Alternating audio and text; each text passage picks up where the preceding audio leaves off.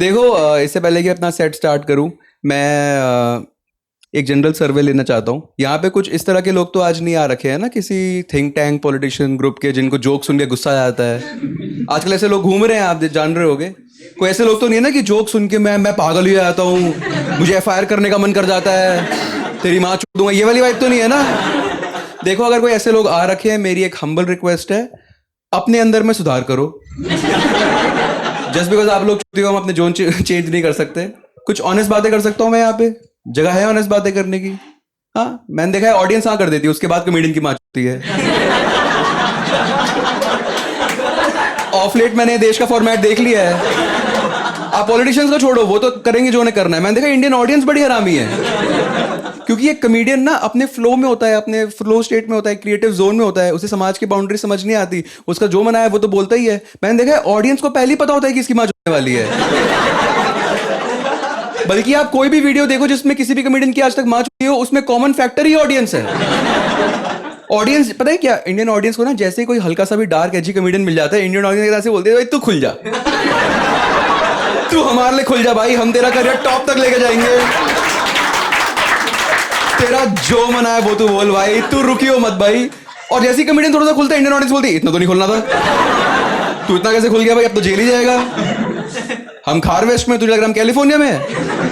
California में comedy हो पाती है, वहां शिवसेना नहीं होती ना। यही तो एक मेजर फैक्टर है।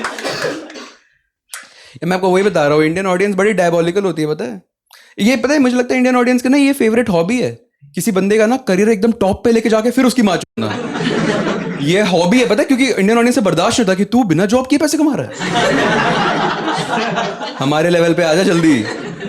पता है ये समय रैना, रणवीर अलाहाबादी, ये तो रीसेंट विक्टिम्स है, ये ट्रेंड में बहुत पहले से देख रहा हूं।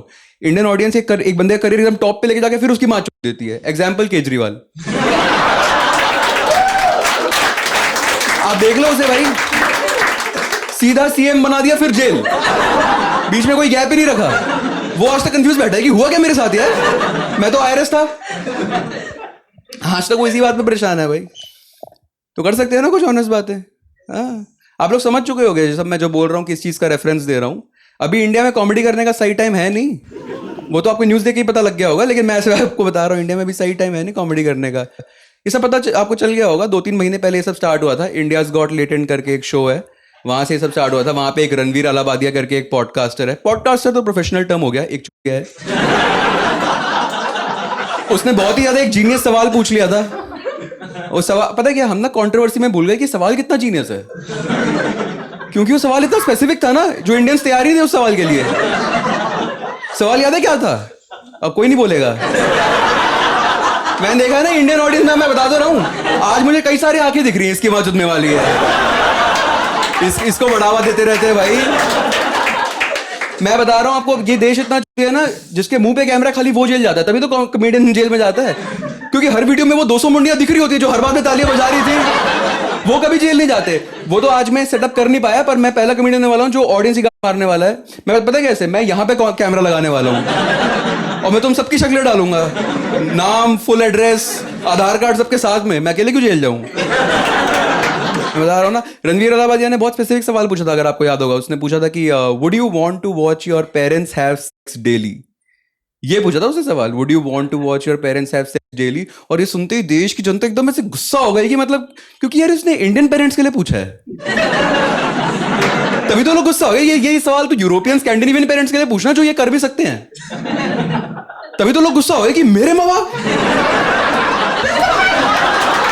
क्या। यहाँ पे इंडिया में हमने अपने पेरेंट्स की सेक्सुअलिटी छीन ली उनसे यार।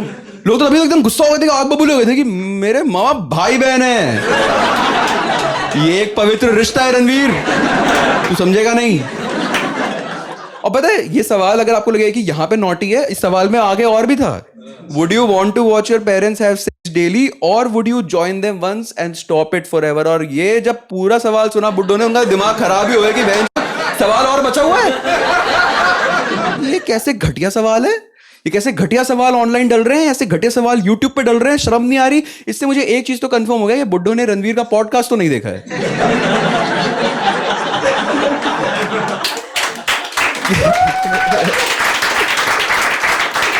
क्योंकि जिन्होंने भी रणवीर का पॉडकास्ट देखा है उन्हें पता है कि ये असली घटिया सवाल नहीं है।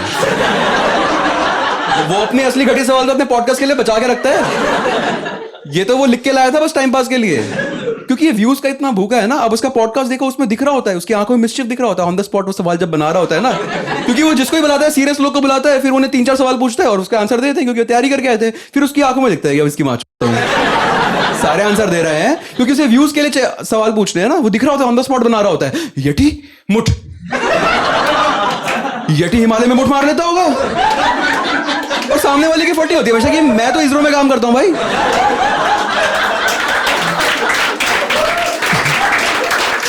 तूने एक साइंटिस्ट को बुलाया ये सब सवाल पूछने के लिए, क्योंकि उसकी आंखों में लालच दिख रहा होता है ना। यटी की ऑडियंस, मुठ की ऑडियंस, अब सारी ऑडियंस मेरी मिल गई। फिर सारी ऑडियंस माचू ऑडियंस ने, यही तो इंडियन ऑडियंस। हल्के में नहीं छोड़ती इंडियन ऑडियंस यार। बड़ा ये सब जैसे हुआ ना, मतलब देर या बुड्ढे तो एकदम पागल ही हो गए। आप देखो ना क्या क्या वो, जैसे वो वीडियो डली 24 घंटे के अंदर 108 एफआईआर हो गए यार। 108 एफआईआर मतलब, और इंडिया में पता है ना अगर एफआईआर फाइल हो जाती है तो police is legally subjected to investigate the matter. और मैं हैबिटेट में परफॉर्म करता रहता हूं, मैंने उसे पता किया 3 पुलिस वाले खार स्टेशन से एक्चुअली हैबिटेट गए थे इन्वेस्टिगेट करने के लिए। चुटकुले। मुझे उन 3 पुलिस वालों के लिए बुरा लगता है, उनकी डिपार्टमेंट में कोई इज्जत बची नहीं। उनके दोस्त यहाँ पे डबल मर्डर सॉल्व कर रहे हैं, होमिसाइड सॉल्व कर रहे हैं, टैक्स की चोरी सॉल्व कर रहे हैं, ये तीनों चुटकुले ढूंढने गए हैं। नहा धो के 3 स्टार लगा के चुटकुले ढूंढने आया हूं मैं आज। और मैं बना भी रहा, ये न्यूज में भी आया था, ये अनआयरॉनिकली ये लोग हैबिटेट के अंदर गए, ये 3 पुलिस वाले, और हर एक कमरों में उन्होंने चुटकुले ढूंढे हैं। चुटकुले ढूंढ रहे हैं, कहां है चुटकुले? चुटकुले चले गए भाई। और पुलिस वाले तो वही करते हैं जो उन्हें आता है। पुलिस वाले, आप न्यूज देख सकते हो, सीसीटीवी कैमरा की फुटेज लेके चली गई। समय रैना ने वीडियो 4K में डाली हुई है, 8 कैमरा एंगल में एडिट करके पैसे लगा के, पर पुलिस वही करती है जो उन्हें आता है, टाइम वेस्ट। आप देखो ना, ये पता है ये बुड्ढों का मेन कंसर्न क्या था? बुड्ढे ऐसी बातें कर रहे थे कि इस शो से यूथ कितना बिगड़ जाएगा, इस शो से यूथ कितना बिगड़ जाएगा, कितनी वल्गर बातें की जा रही है इस शो से। ये बुड्ढों का मेन कंसर्न है इंडिया में कि यूथ कितना बिगड़ जाएगा। ये बुड्ढों को कौन बताएगा कि यूथ ऑलरेडी बिगड़ चुका है? बल्कि ये यूथ ऑलरेडी बिगड़ चुका है इसलिए शो चल रहा है, रिवर्स नहीं है। एक तो ये बुड्ढों की ना पता नहीं क्या फैंटेसी है कि हम यूथ को पकड़ लेंगे बिगड़ने से पहले। यूथ हमेशा बिगड़ चुका है भाई। ये बुड्ढों को कौन बताएगा कि यूथ बहुत आगे जा चुका है? यूथ यहाँ पे वेप मार मार के थ्रीसम करने सपने देख रहा है। यूथ बिगड़ जाएगा भाई। यूथ यहाँ पे मेलनी और मोदी के एआई रोमांटिक एडिट बना रहा है। आप इस यूथ को पकड़ोगे, ये यूथ पकड़ में नहीं आएगी भाई। मुझे खुद डिस्टेंस फील होता है यूथ से यार। आज के मेरा 11 साल का कजिन है, वो मुझे बार बार कॉल करके चिढ़ाता रहता है, भैया अगर आपकी एक ही गर्लफ्रेंड है तो आप एक लूजर हो, आप एक लूजर रह जाओगे, पॉलीएमरी आ चुकी है, कहां पीछे रह गए। वो इतनी बार बोलता है मेरी फटी मुझे बताने में कि एक भी नहीं है। ये जो मुझे एक गर्लफ्रेंड में लूजर घोषित कर रहा है, इसको कैसे बताऊं मैं? एक और चीज ये बुड्ढे बोल रहे थे कि यार ये समय रैना को जेल में डाल देनी चाहिए, शो में गालियां कितनी दी जा रही हैं, ये शो में कितना वल्गर गालियां दी जा रही है। ये बुड्ढे ऐसे क्यों एक्ट कर रहे हैं कि समय रैना ने पहली बार गालियां इन्वेंट की थी इंडियाज गॉट टैलेंट में, जैसे कि इससे पहले गालियां थी नहीं हमारे इंडियन कल्चर में। और बाय द वे ये बुड्ढों को ना वल्गर का मतलब पता भी नहीं है। वल्गर एक लैटिन वर्ड है, it means of the masses. ये जो ये आइडिया है ना कि ये गालियां गंदी चीज होती है, ये बस एक मासेस से चिढ़ है। ये तो एरिस्टोक्रेटिक माइंडसेट है कि हमारी भाषा सोफिस्टिकेटेड है, ये मासेस चुके हैं। गलत बात है। इंडियन सोसाइटी गालियों के बेडरॉक पे चल रहा है, वरना जितना हमारे लोगों का दिमाग गर्म रहता है, ये तो सिर्फ गालियां हैं जो राइट्स होने को रोक रही हैं। ये जो किसी को भैंस मादर बोल के जो कलेजे में ठंडक आती है ना, उसी से राइट्स रुक रहे हैं। कल को अगर आप गालियां बैन कर दो ना, परसों राइट्स हो जाएंगे पूरे देश में। मैं आपको एक्चुअली बता रहा हूं यार। ये बुड्ढे यही बोल रहे थे कि मतलब कितनी गालियां दी जा रही हैं। और यार इंडियन लैंग्वेज की ब्यूटी ही ये है कि हमारे लैंग्वेज में गालियां हैं। गालियां एक सर्टेन फ्लो लाती है, एक एलोक्वेंस लाती है, जो हमारी भाषा को रिच बनाती है, ब्यूटीफुल बनाती है। ये बाकी लैंग्वेजेस में नहीं है। आप कितना भी ढूंढो, इंग्लिश में भोसड़ी के का इक्विवेलेंट मिलता ही नहीं है, क्योंकि ये यूनिकली इंडियन इमोशन है। यूएस फ्रांस में कोई भोसड़ी का बैठा ही नहीं है। ये सारे भोसड़ी के कोरमंगला में कॉमेडी क्लब में बैठा है। मजाक कर रहा हूं। मैंने खुद गूगल में सर्च किया भोसड़ी के इन इंग्लिश, गूगल हैंग हो गया। गूगल मैंने did you mean Bhakra Nangal dam? नहीं भोसड़ी, नहीं भोसड़ी के। ये होती है इमोशन, ये होती है एलिक्वेंस। बल्कि यू वुड बी सरप्राइज, आपको पता है भोसड़ी किस लैंग्वेज में ऑलरेडी एग्जिस्ट करता था? संस्कृत। मैं कह रहा हूं ना हमारे कल्चर का पार्ट है। आपको पता है संस्कृत में भोजपुरी का क्या मतलब होता है? आप सर्च कर सकते हो। आपके हाल क्या है? वाओ वाओ, आपने इस वर्ड का ये मीनिंग निकाला। यकीन है, पता है जब से मुझे ये चीज पता लगी है ना, मेरी तो रिस्पेक्ट काफी कम हो गई है ये ऋषि मुनियों के लिए। ये 4000 साल पहले भोजपुरी कर रहे थे। अब देखो ना, बुड्ढे तो एकदम पागल ही हो गए भाई। अब पता है क्या है, इंडिया में नहीं एंजॉय करते यार लोग स्टैंड अप। बहुत कम लोग स्टैंड अप एंजॉय करते हैं, ज्यादातर लोगों को समझ ही नहीं आता। और जिनको समझ आता है वो कॉमेडी क्लब तोड़ने आ जाते हैं। यही तो है। देखो स्टैंड अप ना इंडियन आर्ट फॉर्म है ही नहीं, यहाँ पे एक दिक्कत है। मैंने इस पे रिसर्च की, स्टैंड अप तो यूएस यूके का आर्ट फॉर्म है, जहां पे लोग एक्चुअली खुश रहते हैं। वो अंदर से खुश लोग हैं, हमारी तरह नहीं है। स्टैंड अप ना वहां पे ना एक लेट नाइट कल्चर का पार्ट है, जहां पे लोग एक्चुअली रात में निकलते हैं, अपने फ्रेंड से मिलते हैं, खुश वाइब में रहते हैं, दारू पीते हैं, एंजॉय करते हैं, फिर स्टैंड अप देखने आते हैं। ये स्टैंड अप का कॉन्टेक्स्ट होता है। यहाँ पे ये सब है ही नहीं। यहाँ पे तो लोग नहा धो के अपने वाइफ से लड़के, बाप से लड़के ऐसे बैठे होते हैं, चुटकुले सुना दे, पागल हो रहा हूं मैं अंदर से। और यहाँ बैंगलोर मुंबई में तो फिर भी थोड़ी सोफिस्टिकेटेड ऑडियंस। गुड़गांव नोएडा में तो ऐसे बोलते हैं, हंसा के दिखा। जब मैं हंसा ही नहीं हूं 7th क्लास से, तू कैसे हंसा देगा मुझे? सही में ऐसे बैठे रहते हैं। I know this from my personal experience. मैंने 5 साल पहले नोएडा में ही स्टार्ट किया था अपना stand up career. Worst decision. Noida में कॉमेडी कोई जगह नहीं है। वो तो आजकल कॉमेडी क्लब्स आ गए हैं, एक स्टैंड अप का कॉन्टेक्स्ट है और लोगों को पता है कि क्या एक्सपेक्ट करना है। मैं तो 5 साल पहले ना एक डिंजी से बार में स्टार्ट किया था, वहां पे कोई कॉन्टेक्स्ट वगैरह नहीं था, और नोएडा की ऑडियंस, आप समझ रहे हो। मैं ऑलरेडी नर्वस हूँ स्टेज पे यार। मैं जैसे स्टेज पे आया, मुझे आज भी याद है, मैं जैसे स्टेज पे चढ़ा, रूम के एंड से पहली आवाज आई, क्यों है सुन, कॉमेडी ढंग से करियो, नहीं तो तेरी गट फाड़ देंगे। ये कोई वाइब है कॉमेडी वाली? इसके बाद मैं चुटकुले सुनाऊं? आपको पता है कितना मुश्किल होता है कॉमेडियन के लिए। अब मैं हर जोक के बीच में सोच रहा हूं, इस जोक पे गांठ फाड़ दी तो। और मैंने रूम के एंड में देखा, जहां से आवाज आ रही थी उसके साइड में एक 80 साल की बूढ़ी दादी यूं करके बैठी हुई थी यार। मैंने उस बंदे को इतना डांटा उस दिन कि भाई तेरे को शर्म नहीं आ रही, दादी सामने ऐसी लैंग्वेज यूज कर रहा है। कह रहा है मैं जो था दादी बोल रही थी। ये तो इंडिया की ऑडियंस है। आ रहा हूं मैं, आपको बता रहा था ना, stand up Indian art form है ही नहीं। मैं तो ये रिसर्च किया था। इंडियन आर्ट फॉर्म्स हमारे दूसरे हैं, हमें उनमें प्राइड लेना चाहिए। जैसे भरतनाट्यम, कुचिपुड़ी, मोलेस्टेशन, ये सारे हमारे इंडियन आर्ट फॉर्म। मोलेस्टेशन एक बहुत यूनिकली इंडियन आर्ट फॉर्म है। बल्कि होली के दिन हमारे बंदे सारे रिकॉर्ड तोड़ देते हैं आर्ट फॉर्म में।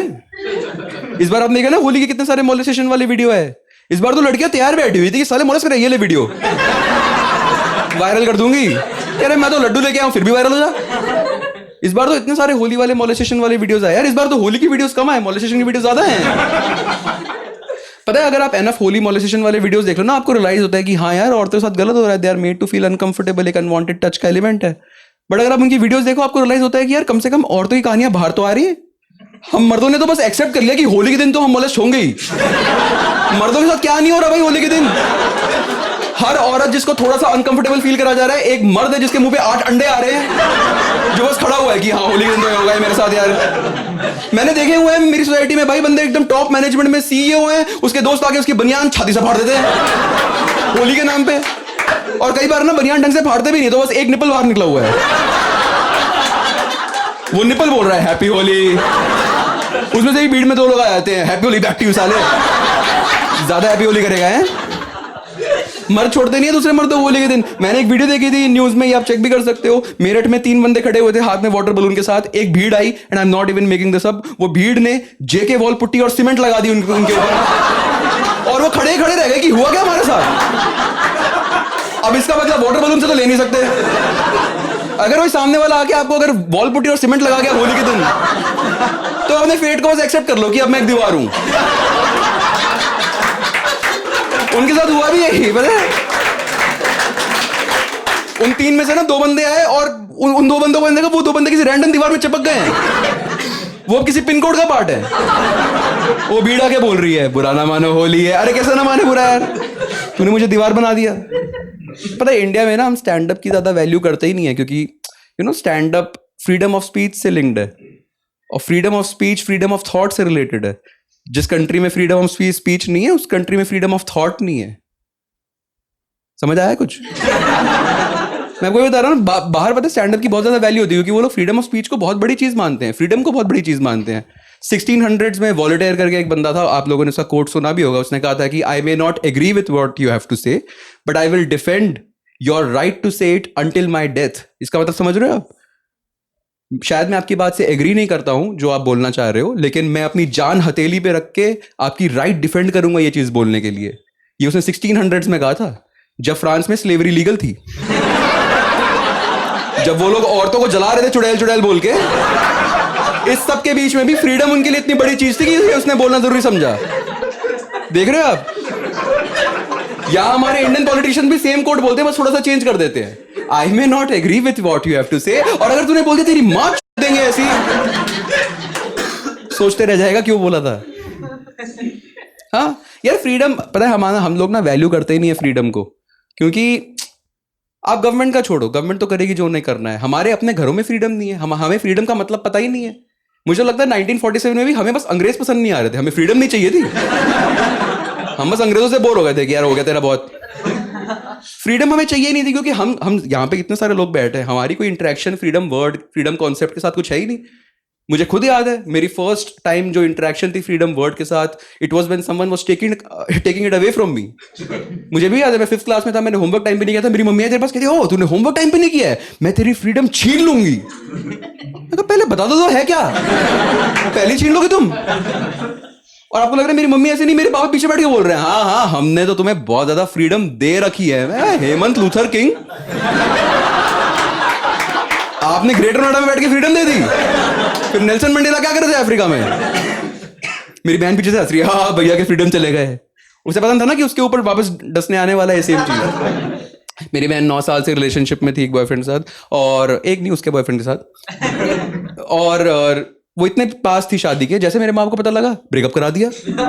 मेरी बहन एकदम परेशान, भाई बार बार वो यही बोलते रहे कि ये मेरी राइट है, ये मेरा राइट है अपने मन का पार्टनर चूज करने के लिए। मेरे माँ और मेरी मम्मी और पापा दोनों एक दूसरे को कंफ्यूज देख रहे हैं कि हमने कब दिए राइट। और इंडियन माँ ऐसे ही देखते रहते जैसे कि वो राइट्स इन्वेंट करते हैं और मूड के हिसाब से बांट देते अपने बच्चों में। तुझे एक राइट चाहिए ले तू एक ले, तुझे 2 राइट चाहिए तू दे ले, आज नहीं मिलेगा, आज वेडनेसडे है। यही तो इंडियन माँ लोगों की वाइब भी ऐसी है। मेरी बहन भी एकदम कुणाल कामरा की तरह है, वो कॉन्स्टिट्यूशन की किताब लेके आ गई, कह रही ये देखो इस किताब में मेरे राइट्स गारंटीड है, ये किताब मुझे मेरी राइट्स देती है। मेरी मम्मी ने वो कर दिया जो गवर्नमेंट भी नहीं कर पाई, मेरी मम्मी ने कॉन्स्टिट्यूशन की किताब छुपा दी। छुपा दी। मेरी बहन ढूंढते रह गई कहां गए इसके राइट, उसे पता ही नहीं गैस के पीछे है। यही है ना, आप अपने राइट ढूंढते रहो, गैस के पीछे पड़े रहते हैं। ज्यादा लेयर मत ढूंढना, मेरी मां छूट जाएगी। यही है भाई। और पता है मेरे पास एक थियोरी भी है कि क्यों हम लोग इंडिया में फ्रीडम को ना वैल्यू नहीं करते। क्योंकि अगर आप हिस्ट्री पढ़ो, थ्रू आउट हिस्ट्री जब भी एक ग्रुप ऑफ ह्यूमंस को दूसरे ग्रुप ऑफ ह्यूमन से फ्रीडम चाहिए थी, उन्हें लिटरली खून बहाना पड़ा था, सामने वाले के पेट में तलवार डालना पड़ा था, चाकू डालना पड़ा था, तब जाके उन्हें अपनी फ्रीडम मिली थी। हमें इंडिया में मौका मिला ही नहीं, क्योंकि जब अंग्रेज हमारी गांड मारते, गांधी जी क्या कर रहे थे? चरखा घुमा रहे थे, लेडीज कुर्ती बना रहे थे, खादी बना रहे थे। तभी तो आज भी हमारे लिए फ्रीडम ही होता है, पतंग उड़ाऊंगा, कुर्ता पहनूंगा, सारे राइट्स मिल गए भाई। शायद मैं फ्री हूं, शायद ही है। मैं वो बता रहा हूं, देखो मुझे पता है कि ना गवर्नमेंट को स्टैंड अप से क्यों दिक्कत है, क्योंकि ना स्टैंड अप में ना एक ट्रूथ का एलिमेंट होता है, और गवर्नमेंट तो ट्रूथ से भागती है। गवर्नमेंट तो भाई, अगर आप गवर्नमेंट की मानो तो इनके हिसाब से तो हम बस इनका झाड़ू सा नैरेटिव बस फॉलो करते रहें, जो ये मीडिया और पीआर के थ्रू कंट्रोल करते रहते हैं। ये अमीर लोग और गवर्नमेंट मिलकर यही करते रहते हैं कि भाई मीडिया से ना कुछ भी दिखा दो इन लोगों को, ये तो मान ही जाएंगे। और इंडिया में मेजोरिटी लोग मान भी जाते ही हैं, ये भी एक दिक्कत ही है। लास्ट में आपको बताता हूँ, ये पीआर एक्टिविटी मैंने देखी थी उसकी, अनंत अंबानी की, जो आप लोगों ने शायद देखा होगा। वो द्वारकाधीश मंदिर तक जामनगर से 170 किलोमीटर पैदल चल के गया, मुचुटिया बना रहे थे, याद है या नहीं किसी को? पहली बात तो अनंत अंबानी सबको पता है ना, मुकेश अंबानी का छोटा हाथी। उसकी मैंने पीआर एक्टिविटी देखी थी भाई, वो इतना फेक लग रहा था यार मुंह पे, क्योंकि मतलब अनंत अंबानी यार, पहली बात तो उसने चलने का पीआर एक्टिविटी किया और उसे चलना ही नहीं आता। मैंने वो वीडियो देखी, वो यूं करे चल रहा है, ऐसे कौन चलता है यार? तू होगा अमीर यार, लेकिन हम इतने चुपते नहीं, ऐसे यार कोई नहीं चलता यार, वो यूं करके चल रहा है यार। एक तो यार वो बस दिखाने के लिए कि मैं कितना बड़ा हिंदू हूं कि मैं चल के जा रहा हूं मंदिर। 170 किलोमीटर चल के जा रहा है 50-60 लोगों के साथ, मीडिया के साथ में, कैमरा मुंह पे एकदम रख के। एक तो चलता हुआ ऐसे यार, मतलब 8 लेन का हाईवे है, 9 लेन तो तूने ब्लॉक कर रखे हैं। और अगर आप वो वीडियो देखो, आई am not in making this up, वो इतना अमीर है ना, उसे नॉर्मल रिएक्ट करना आता ही नहीं चीजों में। तो पता है सामने ना जब वो चल रहा था, एक टेम्पो उसे दिखा जिसमें मुर्गियां रखी हुई थी, और इस कहानी एपिसोड होते जाएगी, आप देखना। उस टेम्पो में ना मुर्गियां थी, और उसने लाइफ में पहली बार एक टेम्पो देखा हुआ इतने सारे मुर्गियों के साथ। उसने वो टेम्पो रुकवा दिया, उसने एक मुर्गी निकाली और कैमरा के सामने यूं कर रहा है, मैं इन मुर्गियों को मरने नहीं दे सकता। और वो टेम्पो वाले को देख के बोल रहा है, इन मुर्गियों को आजाद कर दो। वो टेम्पो वाले की फटी हुई है, उसकी बॉडीगार्ड की फटी हुई है, उसके चेलों की फटी हुई है कि मुर्गियों को आजाद कैसे करते हैं। वो मुर्गियां भी कंफ्यूज थी, मैं कैसे आजाद हूं। और यहां पे वीडियो खत्म भी नहीं होती, उसने एक मुर्गी उठाई और कैमरा सामने अपना ड्रामा किया कि मैं कितना बड़ा हिंदू हूं, मुझे कोई चीज, मुझे एकदम मुर्गी से प्यार है। और फिर जब कैमरा का काम खत्म हो गया, उसे रियलाइज हो गया यार अब इस मुर्गी का क्या करूं। और फिर आप वो वीडियो देखो, उसने वो मुर्गी अपने बॉडीगार्ड के हाथ में डाल दी और कहता लेके चलो एंटिला। वो मुर्गी भी खुश है, ये एंटिला, मैं तो कटने जा रही थी। मुझे इस बॉडीगार्ड के लिए बुरा लगा है, क्योंकि अंबानी फैमिली का बॉडीगार्ड कोई छोटा मोटा बॉडीगार्ड नहीं है। वो इजराइल में मिशन करके आया है, कोवर्ट असैसिन है, वो स्नाइपर है, और अब उसके हाथ में बॉडीगार्ड, उसके हाथ में मुर्गी पकड़ा दिया है। और पता है अब वो इस मुर्गी को कुछ होने भी नहीं दे सकता, क्योंकि अब ये मुर्गी अंबानी परिवार की मुर्गी है। और अगर कल को ये मुर्गी मर गई तो इसकी जॉब तो खतरे में है ना। लोग तो ये बोलेंगे तू मुर्गी बचा नहीं पाया, तेरे को Z+ सिक्योरिटी टीम में क्यों रखे, उसी चुपके बना दे। पता है क्या, मुझे लगता है मुकेश अंबानी को ना पहले से पता है कि ये पैदल बेटा पैदल मैंने कर दिया। इसलिए आप देखो वो हर 6 महीने में ना एक नया प्रोजेक्ट लेके आता है अनंत अंबानी के लिए, ताकि बस ये दिमाग रिलायंस के बोर्ड रूम मीटिंग में ना आ जाए। आप देखो ना हर 6 महीने में कभी जस्टिन बीबर लेके आ जाएगा, कभी वंतारा खोल दिया कि जा जंगल में जा। बस रिलायंस के बोर्ड मीटिंग में मत आ जाइए, क्योंकि आप सोच रहे हो ये सेम दिमाग अगर रिलायंस की मीटिंग में आ गया, जहां पे मतलब सऊदी अरब के शेख बैठे हुए हैं, $50 बिलियन की तेल की डील हो रही है, और ये तेल की डील एकदम रोक के बोले मुर्गी आजाद हो गई थी, वो शेख हो जाए कोई कोड वर्ड में बात कर रहा है मेरे साथ, नहीं वो एक्चुअली मुर्गी के बारे में पूछ रहा है। I see through all of this bullshit. मुझे दिख जाता है कि चुट्टे बना रहे हैं हमें, क्योंकि उसकी जो वाइफ है राधिका मर्चेंट, वो कैमरा के सामने ड्रामा कर रही थी, सब बोल रही थी कि ये अनंत अंबानी का बचपन से सपना था कि वो 170 किलोमीटर चल के जाना चाहते थे, लेकिन कभी कुछ होता था, कभी कुछ होता था, वो कर नहीं पा रहे थे। आई एम वेरी हैप्पी कि उन्होंने अपना सपना पूरा कर लिया। मतलब हम लोग हैं, अनंत अंबानी का सपना था चलना, यहीं पे सारी सच बात आया था। जो यूं करके चल रहा है, इसका सपना था चलना। हमने IPL की वीडियो नहीं देखी, वो जो 6 सीटर सोफे में अकेले बैठ रहता है, ये बंदा चल के जाएगा कहीं पे। That's the end of my set. कि तू क्या है,